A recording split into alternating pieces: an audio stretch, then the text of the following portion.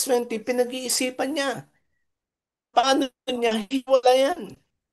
Alam niyo po kasi nung unang panahon, pag engagement, may party, may celebration. Alam niyo sa ibang kultura, ganun din ho.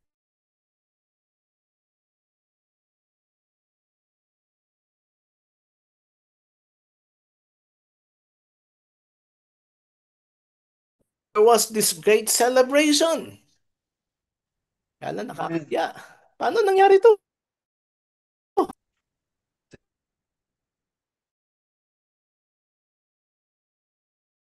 Siguro iniisip ni malaking kahiyan sa amin leaving Mary. That is why an angel of the Lord has to appear to him. Ano ang sabi? Yung baby na daladala niya ngayon, wala ililigtas niya ang kanyang bahay sa nilang mga kasalanan. You see, mga kapatid, hindi lamang si Maria ang to Joseph at sinabi ng Panginoon sa kanya ang kanyang miraculous plan. Though it has been a great shock to Joseph when he found out that Mary was pregnant, meron na siya mga plano. No? Marami na silang mga iniisip na mga bagay. Ngunit naganap ang isang matinding hatid ng kahihiyan at judgment mula sa ibang mga tao. But God spoke to Joseph.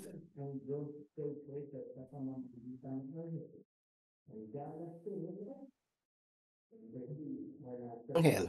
And God has to remind ang baby na nasa tiyan ni Mary. Hindi mo siya physically, ngunit ito ay bunga ng Espiritu Santo at ang o kaligtasan sa kasalanan ng buong sambayanan. Mga kapatid, ano ang ginawa ni Joseph? Parang lose-lose lang no? Parang walang panalo.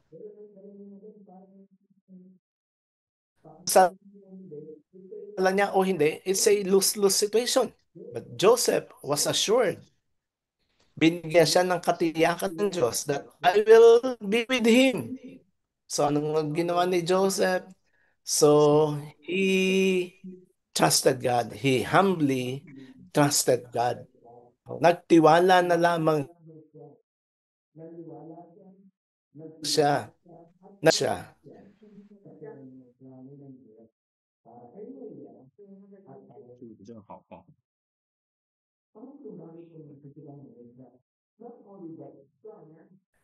Sa kung ano ang plan.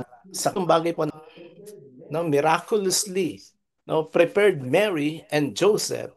But God also revealed that Jesus is the promised king. Ang baby na pagbubuntis mo ay hindi isang ordinaryong baby. But he is kung hari that will reign forever. In Luke 1:32 to 33, ang sabi po rito, siya ay magiging dakila at tatawaging anak ng kataas-taasang Diyos. Ibibigay sa kanya ng Panginoong Diyos ang trono ng kanyang amang si David upang, verse 33, upang maghari sa angkan ni Jacob magpakailanman ang kanyang paghahari ay walang katapusan. So you see here, mga kapatid, natin ito, ang batang pagbubuntis ni Maria, ang siyang tatawaging anak ng kataas-taasang Diyos at ibibigay sa kanya ng Panginoon Diyos ang trono ng kanyang amang si David na maghari sa angkan ni Jacob magpakailan paman. So as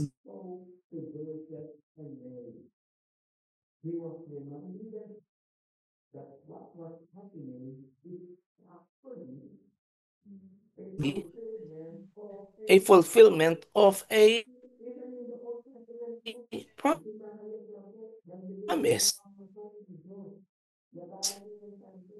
Darating ang panahon, in Isaiah chapter 9 verse 6, na darating ang panahon na mayroong isang batang isisilang, no? At ito po ang kaganapang ito ng unang Pasko is actually the fulfillment of that promise. That kita niya ay matatatag ang kaharian.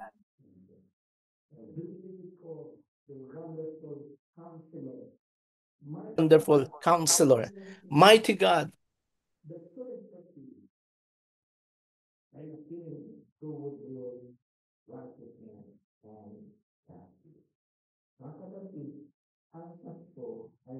and Justice. Ang mensahe nito na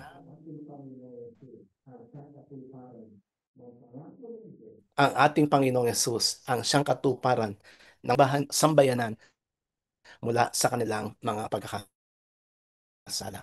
But for this first Christmas to happen, lahat ng major characters, Mary, Joseph, and even the angel Gabriel has to cooperate with God's plan. Kinakalang makipagtulungan sila sa plano ng Diyos.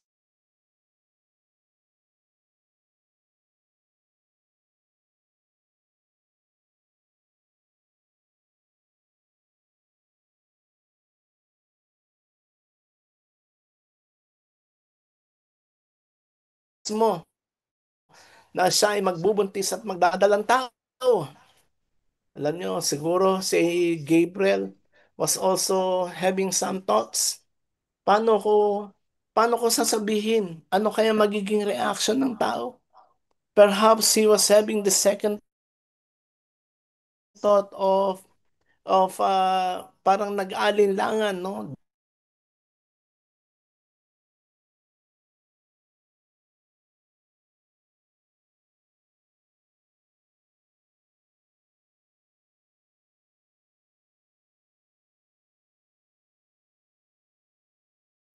Gabriel. Sila ay naniwala sa kautusan ng Diyos, nagtiwala sa plano ng Diyos, at sumunod sa Perhaps sa ating mga buhay ngayon, mga kapatid, yun ang dapat din nating tularan bilang mga mananampalataya today. Na kapag ang Diyos ay merong ginagawa sa buhay natin, merong nagaganap sa buhay natin na hindi natin lubos na maunawaan. Mga kapatid, we have to believe in God. We have to trust Him and we have to obey Him. Na kahit gaano kahirap, gaano ka-challenging man ang maging buhay natin, tandaan natin na dapat tayo maniwala, magtiwala at sumunod. Dito po sa mirakulong ito sa himala ng kapanganakan ng Panginoon ay pinapakita lamang po sa atin that Jesus is the way. He is the way by which God would save the whole humanity. And in fact, that is the greatest miracle na naganap sa buong daigdig. Na minsan, ang Panginoong Yesus ay pinanganak. Ang Kristo ay pinanganak sa daigdig na ito. Hindi para magpagaling ng may karamdaman. Hindi para magpakain ng mga tao. Hindi para bumuhay ng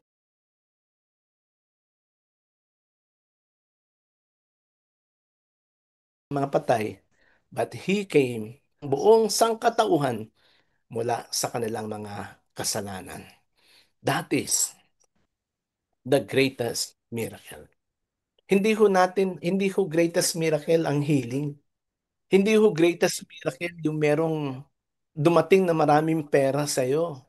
Hindi ho greatest miracle yung nakakita ka ng mga lumpo na lumalakad, mga bulag na nakakakita.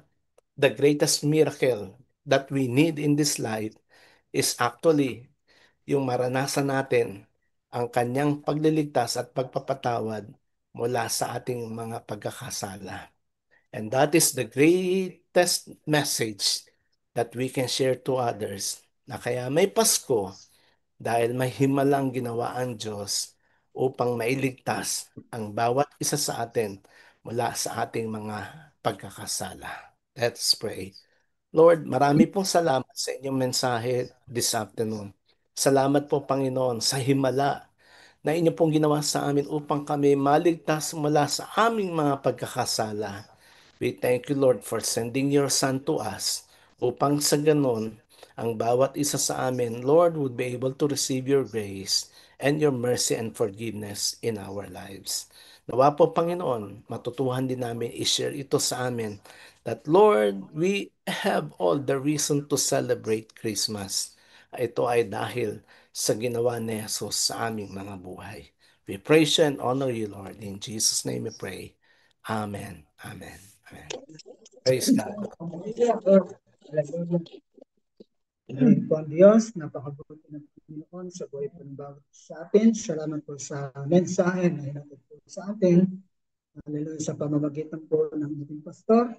Hallelujah, kung walang sanggol na isinilang, walang kaligtasan ang isang katauhan. Amen. Kaya, salamat sa Panginoon at merong bata na isinilang sa sabsaban. Yun ay dahil pagmamahal sa buhay ng bawat isa sa atin.